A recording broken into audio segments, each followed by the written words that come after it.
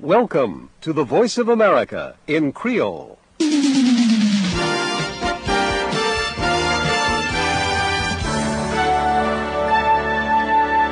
Mesdames, Messieurs, c'est Ronald César qui a dit bonsoir depuis Washington.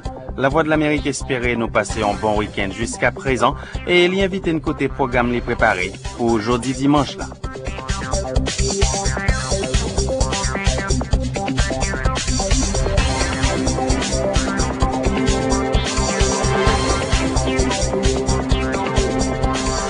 Mesdames, Messieurs, bonsoir. Dans le micro, c'est Lionel Demarat. Nouvelle qui est sortie Montréal au Canada dans le commencement de semaine. Stéphane connaît écrivain, romancier haïtien Émile Olivier, mourir week-end passé en bas d'une attaque cardiaque.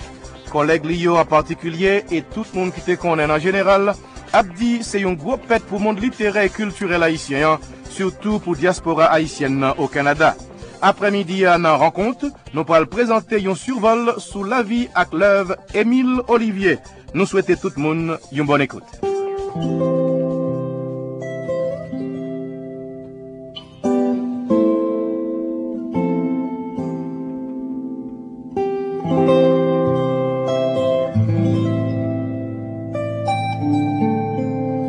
Avant de nous évoquer la vie avec œuvre Émile Olivier, avec deux invités, deux collègues qui te vivent près lui ou qui te suivent travailler de près, n'a proposé auditeurs écouter un patinon programme collaborateur non Fred Williams te présenté avec participation défunt écrivain romancier. Dans le programme ça, Émile Olivier t'a parlé d'un roman te fait publié et qui gagne comme titre Milo. Kounia avec écrivain haïtien Émile Olivier qui vit dans la province Québec là depuis plus qu'une trentaine d'années. Nous allons faire un petit tour dans la ville Port-au-Prince dans les années 40. Nous allons faire une exploration dans la vie d'enfance écrivain, dans le dernier roman Milo, qui en même temps tout permet Dr. Olivier porter un regard sur lui-même dans l'époque où nous vivons là. Milo qui permet de nous jeter un coup d'œil sur plusieurs grands épisodes dans les trois pays d'Haïti, tant que libération esclavio, indépendance PIA, occupation américaine, avec dernière série coup d'État.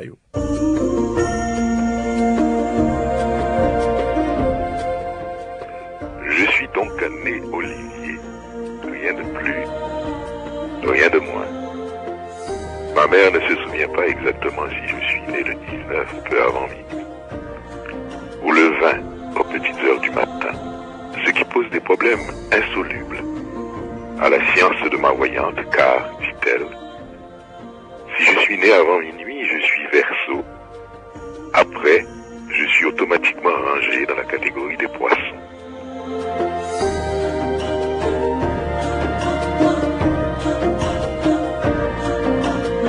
Docteur Olivier, Milo, c'est un titre qui est capable de comporter en pile facette, en pile signification, mais m'a plutôt expliqué au auditoire comment t'es pensé titre ça, et tout ça le gagnait comme signification. Oui, ah bon, eh bien, oui, effectivement, c'est un titre qui gagne en pile signification. T'es capable de dire, bon, étant donné que son livre qui parlait de l'enfance, hein, on est capable de dire Milo, c'est une sorte de bain. Par contre, on dit ça en créole, bain matriciel, hein, t'es capable de dire ça comme ça. Oui. De l'eau on maman, gagne dans votre lit, la poton vidite. C'est exact. C'est ça. Bon. Alors, bon, Milo, c'est aussi 1000 aventures, hein, 1000 événements qui doivent arriver dans la vie de tout le monde. Mais c'est également, tout le monde qui connaît moi, il y aurait les moins Milo, voilà. C'est exact, c'est exact. Ça, Et Milo... Une espèce de jeu de mots, là. C'est tout. Oui.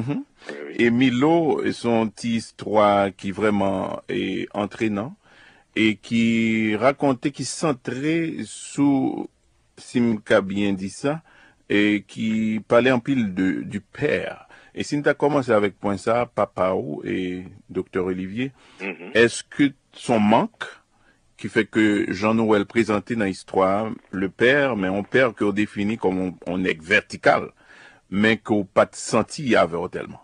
Est-ce qu'on peut parler de ça? Oui, c'est un peu ça, mais c'est encore un petit peu plus compliqué. Pour forme d'adire, il faut que moi né en 1940, alors on t'a replacé où? Dans les années 40-50, là on fit quand même de famille, fait un petit pour un monde dehors là, tu comprends? Donc c'est un peu ça, c'est-à-dire que rapport que me gagne avec papa moi, son rapport d'un enfant illégitime. Donc, moi, j'étais coincé entre image positive que moi gagne de monsieur et ressentiment que maman moi était capable de gagner quelquefois pour monsieur. Étrange sentiment d'amour et de haine, tu vois. Donc, c'est un peu, nous t'es capable de dire, au moment que m'a parlé comme adulte, parce que l'MT petit m'a pas de vivre bagaille ça comme ça. Oui. C'est pendant que m'adulte m'a regardé enfance moi et puis qu'on bon événement moi qui a passé dans tête moi et puis me dit probablement c'était signification ça que tu gagné. Voilà. Et papa, on a parlé de comme on est vertical d'abord. Sous ta cas décrit nous, on parlé de lui comme on est vertical, que tout le monde est respecté.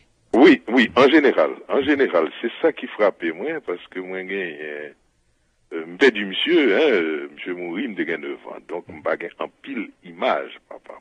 Ou après dans le livre là, c'est quelques images qui passaient. Donc, dans la première phrase là, moi dit, son nègre m'a toujours de dos, c'est-à-dire un homme qui pralait. Tu vois, parce que m'pa jamais osé garder monsieur en face, etc. Ou connaît comment, dans l'année ça, on t'appelle le Timoun en Haïti, faut peut-être Timoun baisser, tu vois, donc essayer rendre l'atmosphère ça. En ambiance de grande sévérité. Alors, là, moi-même, pas de connaître monsieur très bien, mais je dis, à chaque fois que je rencontre des gens qui, à l'heure actuelle, soit l'âge moins ou qui sont des vieillards, les parler de Oswald Olivier, c'est avec beaucoup de respect que vous parlez de monsieur. Il y a encore, moi, quand on est, qui doit avoir à peu près 70 ans, 75 ans, et monsieur a dit, mon cher, imaginez où j'en rappelé, moi, Oswald Olivier, bon là, il t'a parlé de l'aspect physique. Tu comprends comment c'est ton nez qui était grand, tu comprends, il lancé, etc. Ça nous est là en Haïti, on peut garçon. C'est exact. Voilà. Mais même j'ai l'impression que du point de vue politique, l'aime temps des nègres ça va parler, style monde, qui marquait monsieur respect, que c'était un homme qui était correct. Encore que monsieur mourit, en 1949, donc nous n'en fait estimer à peu près. Donc est-ce que son équité qui jouait un rôle politique ou bien dans la société qui était non. Je ne pas penser ça. Justement, c'est une interrogation que me posait dans le livre là. Elle dit qui ça monsieur? Comment monsieur t'a comporté lui? À la fois sous Magloire et ensuite sous Duvalier et tout ça nous connaît qui suivent d'ailleurs connaît comment monsieur t'a comporté lui dans conjoncture historique assez pénible et assez difficile que Haïti vive à peu près depuis 1957 et même bien avant. C'est sûr. Donc c'est un peu ça, tu vois, c'est un peu un hommage que m'a pu rendre monsieur et en même temps m'a pu essayer de reconstituer un comportement de un monde qui est absent et qui manquait à un bon ami qu'elle te gagne. Mais dans tout ça, on parlait d'un nègre vertical, mais en même temps, on dit quand même qu'il pourvu d'un sens inné de l'irresponsabilité. Socadine de point ça. Moi-même, bon là, je pense que je suis très peu sévère, là. Un peu sévère, tu vois, parce que irresponsabilité, Gab dit, c'est un peu l'image de ça qu'a brûlé tout papa haïtien. C'est-à-dire, tout papa haïtien, enfin, en pile papa haïtien, faut mettre un peu plus sérieux dans ça m'a dit là. C'est-à-dire qu'en général, qui image que nous gagnons du père haïtien? C'est un homme qui grainait petite, qui grand pile maîtresse, qui fambrait, je veux dire là, tu comprends? Et puis qui pas tellement occupé Timounio. Encore que dans le cas pas moi, je pensais que maman me gagné relativement à l'époque, à la suite, par la suite, ça a dégradé, mais relativement assez d'argent pour être capable de voyer l'école séminaire, comme ça, etc. Enfin, où est Caton, là. Absolument. Et dans le cas pas, on pensait un peu plus particulier si c'est pas ton foyer bien établi. Voilà, c'est ça nous relais aujourd'hui, dans le langage sociologique, relais ça famille monoparentale. Et il paraît que, bon, à l'époque, on est capable de dire famille, moi, t'es un peu en famille qui t'a pas annoncé ça qu'a fini, puisque aujourd'hui, nous connaissons que tout au moins dans les pays occidentaux, c'est ces modèles qui dominant.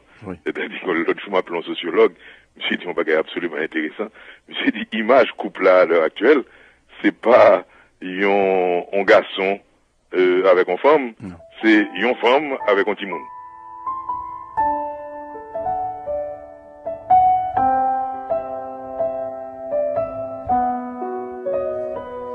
On va suivre rencontre, un programme information qui passe chaque dimanche sous la Voix de l'Amérique.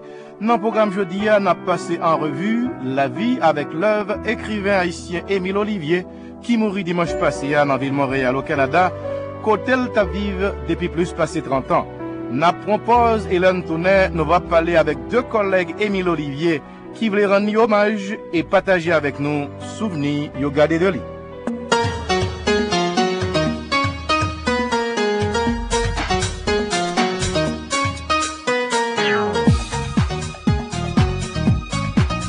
Nous toujours contents de prendre nouvelles. Écris-nous sur adresse ça. La Voix de l'Amérique, service créole. 330 Indépendance Avenue, SW, Washington DC, 20237, USA.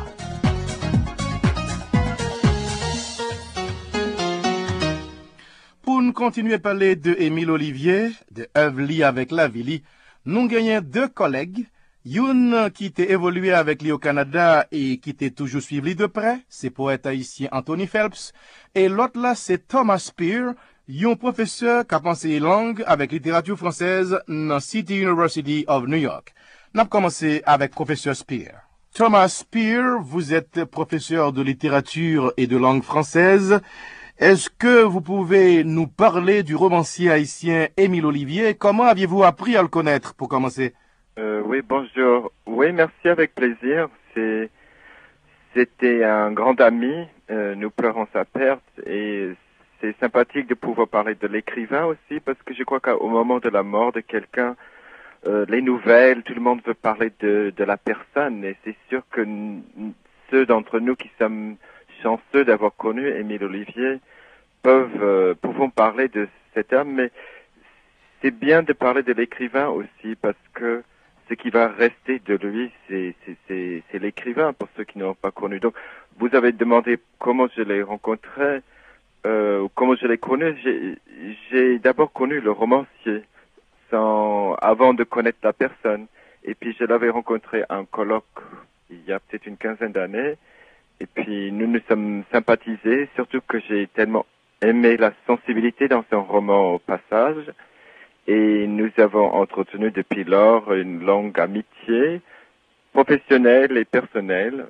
Il a été plusieurs fois invité ici à New York pour parler avec les étudiants. Et puis, je l'ai vu souvent sur des continents divers. À City University of New York, l'université de la ville de New York où vous enseignez, vos étudiants et vous-même, vous utilisez ces ouvrages dans vos cours et vos études sur les auteurs francophones. Qu'est-ce qui, d'après vous, fait l'intérêt de ces écrits? Ça dépend un peu du niveau des étudiants. Nous avons une population ici à New York extrêmement diverse. Nous avons toujours des étudiants d'origine haïtienne, mais nous avons également beaucoup d'étudiants francophones de l'Afrique de l'Ouest. Il y a également ceux qui font la langue française, comme beaucoup de la République dominicaine, et qui font du français. Et c'est-à-dire, pour vous donner des exemples, des Antillais comme des Jamaïcains ou des Dominicains qui s'intéressent à Haïti, lire Émile Olivier leur permet de voir certaines réalités. Un roman comme Mère Solitude, que certaines personnes comme le critique et professeur Léon François Hoffman considèrent comme un grand chef-d'œuvre, avec raison, c'est une histoire d'une famille, la déchéance d'une certaine manière d'une famille haïtienne, la famille Morales, je crois. Et cette histoire d'une seule famille qui intéresse par son intrigue est également une histoire d'Haïti. Et donc par la fiction, souvent on entre dans un monde réel. Et si ça parle aux gens qui ont des réalités comme ça de leur enfance en Haïti, en République dominicaine, c'est une sensibilité qui touche beaucoup de personnes. Mais pour vous donner d'autres exemples, au niveau de doctorat, j'avais une étudiante qui avait fait un très bon travail sur Passage, le roman qui reste mon roman préféré de Émile Olivier. Et évidemment, il y a suffisamment de quoi faire une thèse, comme ça peut se faire, je sais, sans doute il y en avait sur Émile. Les rapports différents dans ce roman de deux personnes qui se rencontrent de continents différents et se retrouvent dans ce lieu, ce no man's land de la Floride. Et c'est un roman qui a été écrit, j'ai pas la date, peut-être il y a une vingtaine d'années et un peu moins, mais quand vous lisez les nouvelles d'aujourd'hui sur ce qui se passe avec des Haïtiens arrivant sur la Floride, je crois que Émile Olivier sait ou savait transférer par l'écrit cette passion qu'il avait avec une très grande sensibilité. Pour terminer, professeur Spear, quel souvenir garderez-vous d'Émile Olivier? En d'autres termes, qu'est-ce qui vous a marqué le plus dans sa personnalité d'écrivain et dans son œuvre en général? Je crois que j'ai parlé de l'œuvre et je voudrais vraiment encourager les gens qui connaissent pas de le lire. Mais c'est le moment peut-être de parler un peu de l'homme qui va beaucoup me manquer. C'était un homme vraiment exceptionnel, vraiment un grand homme et peut-être c'était sa sérénité. C'était un homme avec les pieds bien sur la terre, même si c'était un migrant. Ce qui va me manquer beaucoup, c'est son rire, parce que c'était un homme qui a eu beaucoup d'adversité dans la vie, au niveau de santé, politique, etc. Mais il acceptait ça, les conditions de vie qu'il a eues et ce qu'il a mené sur cette planète. Et il avait un rire, que je dis d'une certaine manière, un rire haïtien devant peut-être parfois l'absurdité de la vie ou l'impossibilité des conditions réelles. Et c'était un homme extrêmement heureux. Et je crois que là aussi, il aimait beaucoup les histoires et j'aimerais, je ne sais pas si vous avez le temps, que je lise un passage pour donner quelques bribes d'esprit, parce que quand vous avez cet imaginaire qui est à la fois basé par son enfance en Haïti, il y a des côtés du non rationnel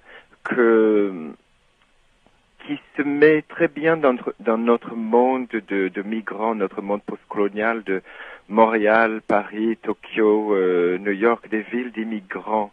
Et j'aime bien cette magie et cette appréciation qu'il avait pour l'inattendu, la magie de la vie.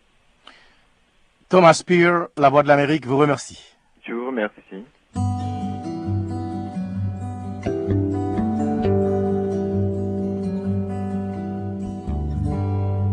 N'a continué à passer en revue vie professionnelle écrivain haïtien Émile Olivier qui mourit dimanche passé à Nanville, Montréal au Canada, côté le tap vive depuis plus passé 30 ans. N'a recevoir Kounila, poète haïtien Anthony Phelps, cap dit nous pour commencer, dans qui circonstance était prendre nouvelle la mort Émile Olivier. C'est dimanche après-midi, mon camarade Kirelem, qui dit que Milo fait une crise cardiaque, il est à l'hôpital. Et puis il quitte. Donc, dans la soirée, Malka et Madame Ni, Timounio, et puis, il a raconté ça qui passait. Il a mangé avec les amis, puis, monsieur est tombé indisposé. L'ambulance vient chercher, il maintenant dans l'hôpital juif de Montréal, puis il a fait tout ça avec un peu de fait pour monsieur, puis, mais, Milo allait nous perdre. Est-ce qu'on est capable de présenter nos vies professionnelles, Milo et Émile Olivier, j'en te connais maintenant? Bon, Émile était professeur dans l'Université de Montréal. Monsieur c'est... Mais d'abord, faut me dire que je Milo, il y a longtemps de ça. Depuis 1962, dans Radio Classique, nous avons travaillé ensemble dans fait théâtre radiophonique. Nous avons un journal, nous-mêmes de Haïti littéraire, que Milo te qu'on écrit là-dedans tout. Le Milo vient rejoindre nous ici. Nous toujours été ensemble. Mais Milo vient professeur. Et puis ensuite, il commence à écrire, je suis tous romancier que lié, ouais. J'ai publié 6 ou 7 romans déjà. Et des livres de réflexion. Monsieur était très apprécié dans le milieu québécois. Non seulement comme professeur, même j'étais président de l'Institut canadien de l'éducation des adultes. Monsieur était décoré par le gouvernement québécois, décoré par le gouvernement français. Monsieur est un homme qui était très prestigieux, qui était une belle surface dans le milieu, et pas seulement dans le milieu haïtien, puis dans le milieu québécois, mais dans toute tout ça aurait la francophonie. Hein. Est-ce qu'on est capable de dire nous qui, dernière fois, nous t'ai rencontré, ou même avec Émile Olivier, et dans quelles circonstances? Bon, dernière fois, je rencontré Milo. Bon, c'est pas dernière fois. Dernière fois, c'était là, dans la Cour Montréal. Mais dernière fois que nous étions ensemble, mon côté, c'était dans le mois d'avril. Nous étions dans un congrès international à Tokyo. Marie-Josée était là tout, Marie-Josée Clément Madan, Émile Olivier. Et Émile te fait une belle prestation sur l'avenir des civilisations. Ça a été vraiment le discours inaugural des travaux de la conférence à Tokyo. Ouais. Donc c'est la dernière fois que j'ai participé dans une activité avec Olivier. Mais pas après. Là, nous avons passé 10 jours, nous retournons ensemble, 1er mai ici. Bon, après, nous bon café ensemble, nous mangeons ensemble, puis, mais pas tous les jours. C'est pas des bails qu'on a. Nous va gagner la jeunesse pour nous faire bailler ça encore. Tant qu'on dit là, Anthony Phelps, Émile Olivier, c'était un professeur qui était occupé en pile, non seulement avec activité dans l'université, mais tout comme un conférencier qui était qu'on voyager souvent. Malgré ça, il était toujours fongeant pour le temps pour l'écrit. Qui thème il était abordé dans l'écrit? Tous les monsieur très haïtiens, très sujets et haïtiens, c'est surtout problème de l'exil, ouais. L'exil dans Montréal, l'exil dans Miami. Mais là, on va pas tête trop en place pour me parler de chaque livre précisément. Mais il y a deux, entre autres, qui te recevoir prix. Les urnes scellées en 95, qui recevra le prix Carbet. C'est un prix que écrivain antillais baille. Et puis, en 1994, M. Thérecon remarquait les passages qui recevra un prix de la ville de Montréal. Ouais.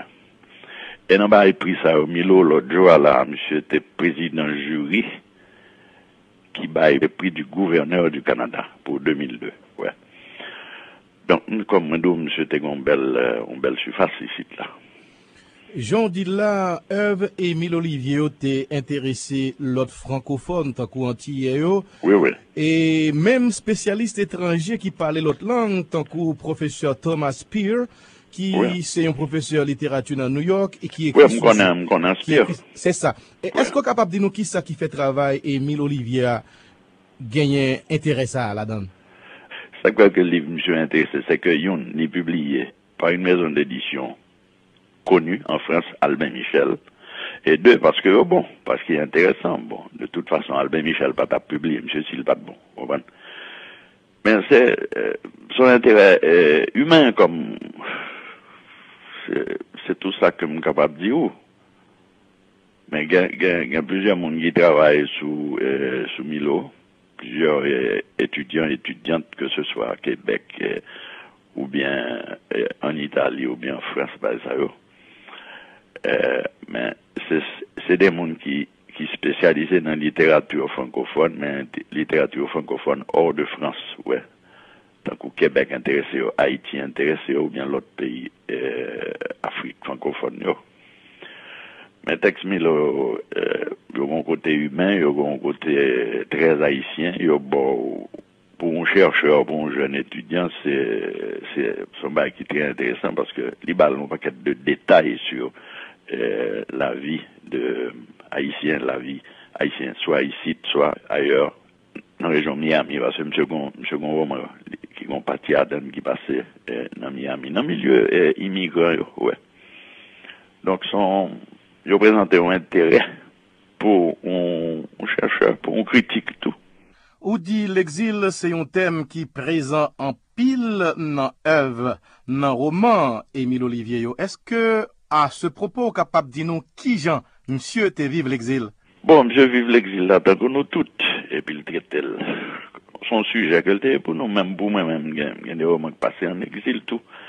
Mais, monsieur vive l'exil là, c'est que, là, nous partis en exil, même partis en 64, monsieur était parti peut-être en 65.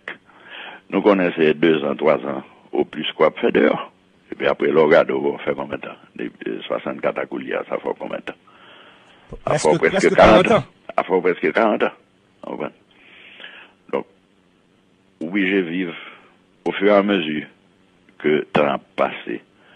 Ou a fait coup de volant, puisqu'on rend nous compte qu'on peut capable de retourner en Haïti. Et il y a des l'heure, bon, le dictature fin tombé. Ou c'est retourner, ou c'est coup d'état. Donc, on ne finit pas installer au non-côté qu'on est, ou bien content que mon ait accepté aussi là, mais quand même, il n'y a pas jamais fin pays par où. Son bail qui est dû.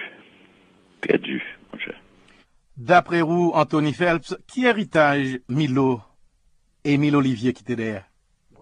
Eh ben, tout livre, monsieur, c'est héritage, monsieur, là. Mais il était un dernier roman de travail sur lui. Je ne sais pas s'il était fini, il faut me demander Marie-Josée. Héritage, monsieur, c'est 6 ou 7 romans que l'ai quitté. Vous comprenez? Quand elle était un dernier roman de travail sur lui. Je dis, ça, c'est un gros bagage, ouais. Donc, est-ce qu'elle était finie, est-ce qu'elle est finie, je connais samedi, parce que samedi, nous avons un grand hommage qu'il a fait pour lui dans l'Université de Montréal, là, ouais. Donc, c'est héritage, ça, que je suis quitté pour nous. Alors, Anthony Phelps, où te connais Émile Olivier personnellement, et même plus intimement que en pile l'autre monde, pour finir, est-ce qu'on est capable de dire nous, sous plan humain, qui type monde l'était? Monsieur est un homme honnête. Monsieur te doit camper garillonné avec tous tes diplômes, toutes postes qu'il te occupé. Et te doit gonfler l'estomac clé. C'est lui-même seul qui sait si c'est pas vrai.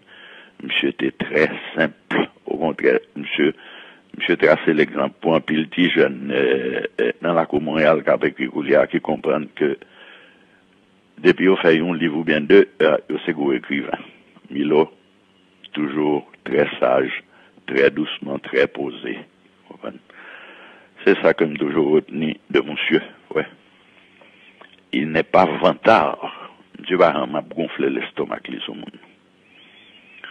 Ça, son qualité qu'on parle souvent, non, dans le pays. Anthony Phelps, La Voix de l'Amérique, d'où merci en pile. Merci, bye bye.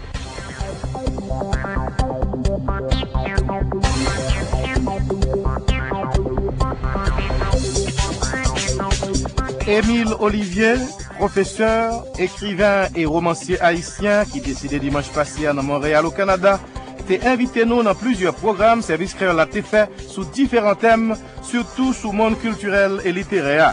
Dans le commencement programme spécial ça, nous espérons auditeurs t'es apprécié talent ni, verve li avec passion pour travailler grâce à extrait d'une émission rencontre, côté te répondre question collaborateur nous Fred Williams sous activité li comme professeur écrivain et après publication livre li qui relève Milo. Ensuite, deux collègues li, Thomas Pearl, un professeur qui a passé langue avec littérature française dans City University of New York, avec poète haïtien Anthony Phelps, qui était évolué avec lui au Canada et qui était toujours suivi de près, te parlé nous de Émile Olivier, œuvre li ak la vie li. En témoignant chanter dans le week-end, après Famini, te mettez ensemble avec monde intellectuel et culturel dans Montréal au Canada pour un dernier hommage. Rencontre, c'est une production Margot Rovinger. Non pas, c'est Lionel Desmarat qui dit nous merci pour attention nous. Passez un bon week-end. Semaine prochaine pour une autre rencontre.